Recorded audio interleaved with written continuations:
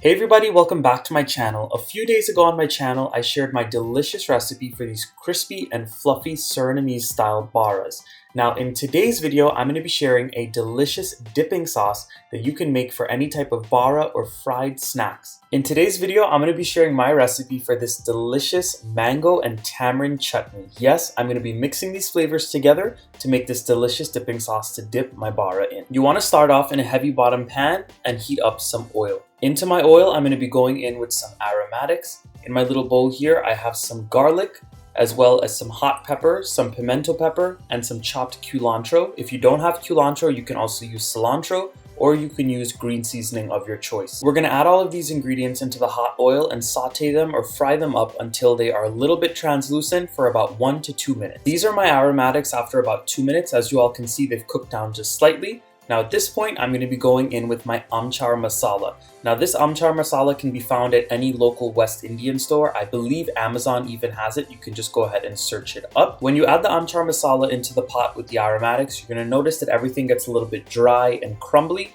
So all you want to do is add in a little bit of water, so this way the water can help bring up anything from the bottom of the pan, and it will help cook the amchar masala because it is a pretty coarse and grainy masala. And as usual, all of the ingredients and the proper measurements will be left in the description box right below this video. Just click below the video and a drop down menu will appear. And after about 4 to 5 minutes, you're going to see that the oil starts to release from the mixture. The mixture gets a little bit dry, it starts to stick at the bottom of the pot. That's how you know that the masala is properly cooked and it will not be grainy or raw. Now at this point, I'm going to be going in with my chopped mango. Now I am using a green mango. It's not fully green, but it's also not even half ripe yet. It's very sour. And I chopped it up very fine because you want it to melt and you want it to cook down very well. And once you mix in all of that mango, you're going to go in with some tamarind pulp. Now this is fresh tamarind that I bought from the grocery store, and I bought it at a Latin supermarket.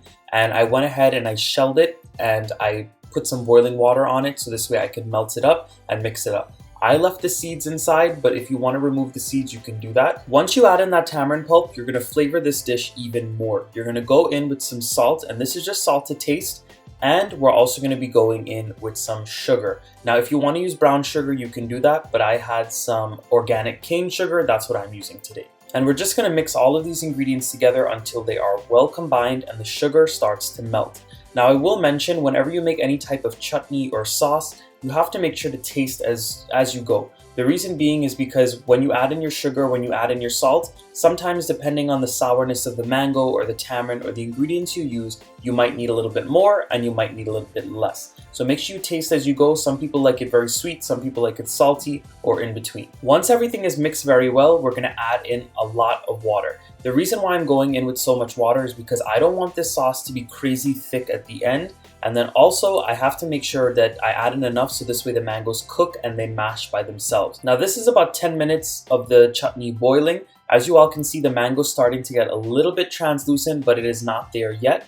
You will know that it's done when the mango starts to fall apart and you can mash it very well. So it's been about 30 minutes at this point. I've left it on a medium to medium low heat. As you all can see, it's gotten a little bit darker, and that's just because it's cooked down and it started to thicken a little bit. At this point, I'm going in with some green seasoning that I've mixed with some water.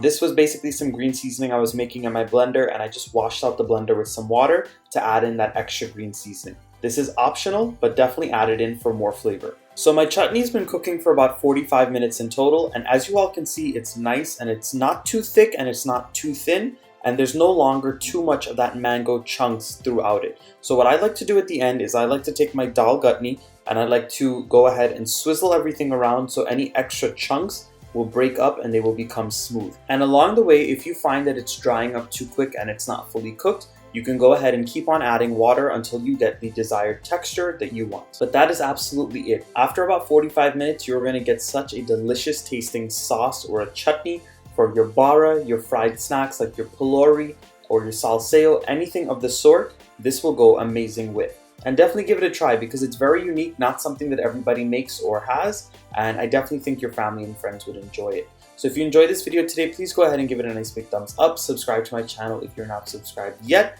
and drop those comments down below, let me know what I should make next, and of course check out my Surinamese bara video that I posted a little while ago.